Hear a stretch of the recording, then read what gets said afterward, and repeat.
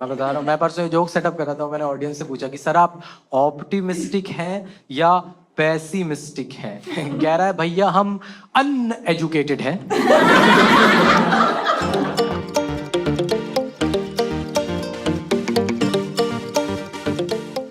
Stand up follow करते हो आप एज एन आर्ट फॉर्म? सब लोग करते हो, तो आपको अब तक इतना तो पता चल गया होगा कि ये एक ऑडियंस ओरिएंटेड आर्ट फॉर्म है। आप लोग बहुत इंपॉर्टेंट हो इस आर्ट फॉर्म के लिए। हमारे लिए इकलौता आर्ट फॉर्म है जिसमें प्रैक्टिस में भी ऑडियंस लगती है। डांसर्स की तरह सॉर्टेड नहीं है हमारा। देखा डांसर्स कितना सॉर्टेड, वैसे शीशा लगाते हैं, मटकने लगते हैं, पता चल जाता है कि सही है कि खराब है ना। हम नहीं कर सकते ऐसे। सोचो कितना अजीब लगेगा अगर मैं एक शीशा लगाऊं, उसके सामने माइक पकड़ के बोलना शुरू कर दूं, लोग कहेंगे माता आ गई है इसमें, पागल हो गया है, खरे साहब का लड़का चटक गया भाई, ये तो इसको भेजो आगरा, वैसा हो जाएगा। ठीक है। और मोटे मोटे तौर पे मैं आपको बताता हूँ, कॉमेडी में ना दो तरह की ऑडियंस होती है। ठीक है। एक होती है टफ ऑडियंस और एक होती है इजी ऑडियंस। नाम से ही समझ में आ रहा है, इजी ऑडियंस वो होती है जो घर से ही सोच के आती है कि भाई पैसा वसूलना है। हाँ, वो घर से ही खुश आते हैं, आधी हंसी छाती में भर के लाते हैं वो कि भाई तू चपड़ चपड़ करता रहे, हम अपना देख लेंगे। हर बात पे हंसते हैं, ऐसे जांग हो जाते, खुश हो जाते हैं कि बढ़िया था भाई, तेरी जांग खुजी देखने ही तो आया था मैं इतनी दूर। मस्त था भाई, मस्त था। और टफ ऑडियंस वो होती है जिन्हें शो में आके पता चलता है कि उन्हें ब्रेन ट्यूमर है, किसी बात पे नहीं हंसते, रुआ से फूफा जी की तरह पीछे बैठे रहते थे। हमें मजा नहीं आ रहा है, कोई हमारे पांव दबा दो, हमसे किसी ने पूछा ही नहीं, समझ उस तरह। तो मैं अपने कॉमिक फ्रेंड से डिस्कस कर रहा था और उसने मुझे टेक्निकलिटी बताई। उसने बताया कि देख, इजी ऑडियंस के सामने परफॉर्म करके कोई फायदा नहीं है, क्योंकि तूने कोई भी जोक सुनाएगा वो हंस देंगे, तो तुझे कभी पता ही नहीं चलेगा कि तेरा कौन सा जोक अच्छा है और कौन सा जोक बुरा है। मैं कहा सही बात है, तो बहुत टेक्निकल बात कह रहा है, तो मुझे करना क्या होगा? कह रहा बहुत सिंपल है भाई, बहुत सिंपल है। अब बस तू एक ऐसी ऑडियंस ढूंढ ले जो दुखी है और सेटबैक में है, क्योंकि अगर तूने उन्हें हंसा दिया तो तेरे जोक्स फनी है, तू फनी है, तू कर जाएगा। मैं कहा सही बात है। तो जब उसकी दादी मरी ना,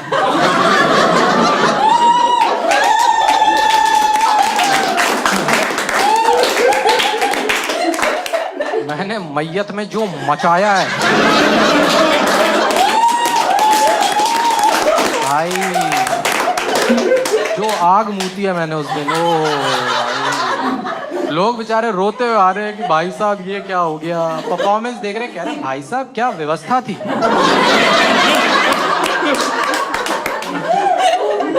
अगली मौत कब है आपके यहाँ? हम सहपरिवार आएंगे अगली बार, बच्चों का मिस हो गया, हमें नहीं पता था श्राद्ध पे इतना बढ़िया आइटम डांस रखा है आपने। भाई साहब, मैं दुनिया का पहला कॉमिक हूँ जिसने मैयत में स्टैंडिंग ओवेशन ले रखी है। मतलब वो कंधा देने ही उठे थे, तो मैं कहा नहीं ताली भी बजाओ, समझ रहे हो तुम। मैं तो शो भी ऐसे ही पिच करता हूँ कि मेरे को प्रोड्यूसर फोन करके पूछा कि सर आप परफॉर्म करने का क्या लेंगे, और मैं बोल रहा हूँ एक डेड बॉडी। मुर्दे हंसाने भाई मुझे, तुम क्या ये बर्थडे पार्टी लेके आ रहे हो। अब मैं आपको बताऊंगा एक छोटा सा लाइफ हैक जो मैंने अक्रॉस द ईयर्स सीखा है। सब इंडियंस है ना यहाँ पे, आप सब इंडियंस, तो आपके माँ बाप भी ऑब्वियसली इंडियन होंगे, और आपके माँ बाप ने हमेशा आपको ये बताया होगा बचपन में कि अच्छी संगति बनाओ, पता है, अच्छी संगति बनाओ, मेक गुड फ्रेंड्स। और मेरा लाइफ हैक ये है कि नहीं नहीं, बिल्कुल चर्सी चुनो, एकदम घटिया चमन कुत्ते टाइप के दोस्त, जिनको देख के तुम्हारी ही छाती चौड़ी हो जाए कि वाह क्या गलीज दोस्त पाला है, मजा आ गया। जिसको तुम घर लेके जाओ तो तुम्हारे माँ बाप को तुम में श्रवण कुमार दिखे, क्या औलाद है। मैंने तो पूरी जिंदगी ऐसे ही दोस्त बनाया, बाकी लोग ऐसे दोस्त बना रहे कि टॉपर कौन है, एथलीट कौन है। मैं कहा वाइटनर कौन सूंघता है, कौन मरेगा कैंसर से। पता है ना आपको वाइटनर से नशा होता है। मेरे दोस्त सूंघते थे और वो इतना सूंघते थे उन्हें लगता था सिर्फ नशा होता है, उन्हें पता ही नहीं था कि उसका एक मेन पर्पस भी है। बेचारा एक बंदा मिटा रहा है, उसका हाथ पकड़ के कह रहा है कि माल वेस्ट मत कर। ऐसे बच्चे आपकी इज्जत बहुत बढ़ाते हैं। हमें भंड दोस्तों को आप घर लेके जाओ, आपकी इतनी इज्जत बढ़ती है, इतनी इज्जत। मेरे घर आके ऐसे हो गया कि आंटी नमस्ते, आंटी नमस्ते, पापा है वो मेरे।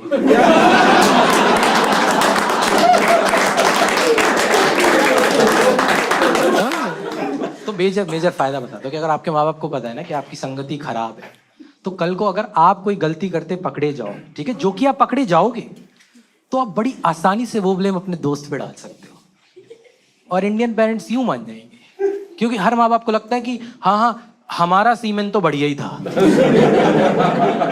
बाकी लोग गोबर टाइप के बच्चे पैदा करते हैं। मैंने 3 साल कर रखा है दोस्तों, फुल प्रूफ प्लान है, मैं कभी नहीं पकड़ा गया। मैं सिगरेट पी के जाता था, पापा पूछ रहे हैं आज तुम्हारे मुंह से सिगरेट की बदबू क्यों आ रही है, तो मैं शुरू हो जाता था ओवर एक्टिंग करने की, पापा वो मोहित है ना, वो सिगरेट पीता है, हम साथ खड़े थे तो आ रही है। कह रहे ठीक है ऐसे ही होता होगा, भोले हैं बेचारे, नहीं पता उन्हें। मैं फिर गया, कह रहे आज तुम्हारे मुंह से गांजे की बदबू क्यों आ रही है, तो मैं फिर शुरू हो गया कि पापा वो मोहित है ना, वो गांजा पीता है, हम साथ खड़े थे तो आ रही है। कह रहे ठीक है। मैं फिर गया, कह रहे कि आज तुम्हारे मुंह से शराब की बदबू क्यों आ रही है, तो तुम्हें पता है ना किसकी बैंड बजने वाली है, कौन होने वाला है जलील। तो मैं फिर शुरू हो गया कि पापा वो मोहित है ना, तो पापा ने मेरी गर्दन पकड़ ली। हाँ, कह रहे तू मोहित के मसूड़े चाटता है क्या है, जो बदबू मोहित की जीभ में है वो तेरी जीभ में क्यों है भाई, तू मोहित को बाय बोलता है, फ्रेंच किस दे के आ जाता है, तू मोहित की जीभ से जीभ रगड़ता है क्या कि मोहित एक बार बाय से पहले हो जाए क्या। सच में पहले मेरे पापा को लगता था उनका बेटा गंजेड़ी है, अब लगता है गे है। अब ज्यादा परेशान है, घर पे गांजा लेके जाता हूँ कुछ नहीं बोलते, मोहित लेके जाता हूँ रोने लगते हैं।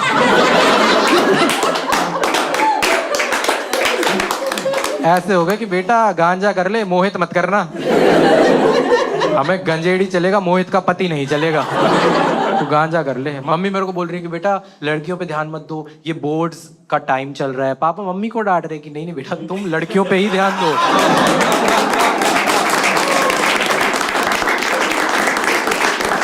तू 12th फेल हो जा कोई बात नहीं, पर बहू मुझे लड़की ही चाहिए। तो घटिया दोस्त बनाने का देखो ये तो एक फायदा हुआ, दूसरा आपका भी मनोबल हाई रहता है। अगर आपके दोस्त घटिया है ना, आपको डांट भी नहीं पड़ती। जैसे मेरा दोस्त है, मैं मैथ एग्जाम में फेल हो गया था, आज भी याद है 8th क्लास में मैं फेल हो गया था, मेरे को पता था घर जाके डांट पड़ने वाली है, तो मैं इसको साथ लेके चला गया। और मेरी मम्मी आते ही शुरू हो गई, आते ही कि हमारा लड़का तो नालायक है, गधा है, 1 नंबर का बेवकूफ है। और फिर उससे पूछने लगी कि बेटा तुम्हारा कितने मार्क्स आए, तो ये चौंक गया और मुझसे पूछ रहा कि मैथ का एग्जाम हो गया। इसीलिए तो लाया हूं भाई तुझे मैं घर। मेरी जननी ने वही मेरा माथा चूमा। ये है ना अच्छा बच्चा हमारा, ऐसे बनाते हैं भाई, बहुत फायदा होता है घटिया दोस्त बनाने का। आप समझ नहीं रहे हो, जितने भी दोस्त बनाओ ना, यही है कि आपको अच्छे चुनने चाहिए, इन द सेंस जो आपके लिए अच्छे हो। जैसे आपका दोस्त अगर नासा में सिलेक्ट हो जाए, दोस्ती तोड़ दो भाई उससे। मेरे एक दोस्त का हुआ था, वो डिप्रेशन में चला गया था कि मेरे दोस्त का तो नासा में सिलेक्शन हो गया, मेरा दोस्त तिहाड़ जेल में है। मेरा मनोबल हमेशा हाई ही रहता है कि जिंदगी में कुछ भी करूं इससे तो ऊपर ही हूं। बढ़िया था, पर ऐसे नहीं कि वो बंदा बुरा था, अच्छा बंदा था वो, पर दिमाग से थोड़ा पैदल था। जैसे इंटेंशन अच्छी है पर हरकतें घटिया है। जैसे एक बार हमारे स्कूल में ना 9th क्लास में एक बच्चा आया, वो अरुणाचल प्रदेश से था। तो पता है ना बच्चे कैसे होते हैं, नीच जाति होती है बच्ची, उन्हें नहीं पता रेसिज्म, वो बस से बुली करने लगे उसको। तो मेरे दोस्त को बहुत ही बुरा लगा और वो ऐसे हो गया कि भाई मुझे इसकी मदद करनी चाहिए ना, इसका थोड़ा मूड डाउन है। तो उसके पास चला गया और उससे कह रहा कि भाई तू इनकी बातों का ना बुरा मत मान, ये सब तो ऐसे ही मस्ती कर रहे हैं ना, तुझे तो पता ही है कि हिंदी चीनी भाई भाई, समझ ना। तो फिर वो रोने लगा, यार भाई वो तो सिर्फ नेपाली बोल रहे थे, चाइनीज तो तूने बोला है, उनकी बात का तो मुझे बुरा लग भी नहीं रहा, तू है भाई। मैंने बचपन में ये चीज रियलाइज कर ली थी कि अगर आप अच्छे दोस्तों को घर लेके जाओगे, आपकी वैल्यू खत्म कर देंगे वो। छोटा सा था, 6 साल का, अपने दोस्त को लेके चला गया, वो मेरी माँ के सामने शो ऑफ कर रहा है। हाँ, वो दिखा रहा है फुल की, आंटी ये देखिए मेरी कर्सिव राइटिंग, देखिए कितना सुंदर लिखता हूं मैं। मेरी सगी माँ को बुरा नहीं लगेगा कि बेटा आप कर्सिव राइटिंग लिख लेते हो? हमारा लड़का नाखून खाता है पैर के, दूसरों के। दादाजी जूता पहन के सोते कि कहीं पोता अंगूठा ना लेके चला जाए किसी दिन। ये तो घिने हमारे, ये ऐसे कैसे आप इम्प्रेस कर पाओगे भाई। पर मेरे को उसके बारे में पता चला कि माँ बाप थोड़ा प्रेशर डालते हैं। उसके फादर ने उसको क्लियर कट बोला था, सबको ये धमकी मिली होगी बचपन में, अगर आप पढ़ाई में अच्छी नहीं हो तो अगर तू ये मार्क्स नहीं लाएगा तो तेरे साथ ये कर देंगे। ठीक है, तो उसको तो ऐसे बोल दिया था कि 7th क्लास में अगर तेरी 70% से नीचे आई ना तो तेरे को स्कूल छुड़वा दूंगा और तेरी शादी करा दूंगा। कोई भी नॉर्मल बच्चा होता फट जाती उसकी, पर मेरा दोस्त ठरकी था तो जानबूझ के फेल हो गया। कह रहा आप सुहागरात मनाएंगे सीधे, क्या बात की टेंशन है भाई।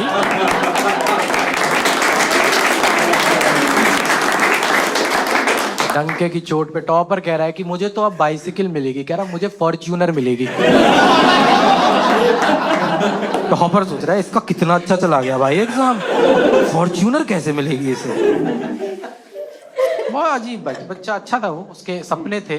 उसको किसी ने बताया था कि कोई भी सपना छोटा या बड़ा नहीं होता। सही बात है, पर कुछ सपने क्या होते हैं ये उसको नहीं पता था। जैसे उसका एक सपना था, this is not even a joke, उसका सपना था, मैंने उससे पूछा तू बड़े होकर क्या बनना चाहता है, तो कह रहा है कि भाई मेरे पास ना ऐसा प्लान है जो किसी के पास नहीं है।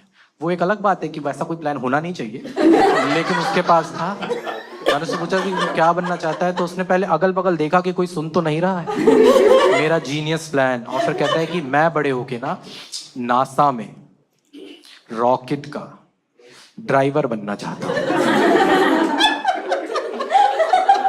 समझ रहे हो, इसको लगता है कि जो रॉकेट ऊपर जाता है ना उसमें एक आगे बंदा बैठे रहता है जो क्लच छोड़ता है, गियर डालता है और गाड़ी ऊपर जाती है।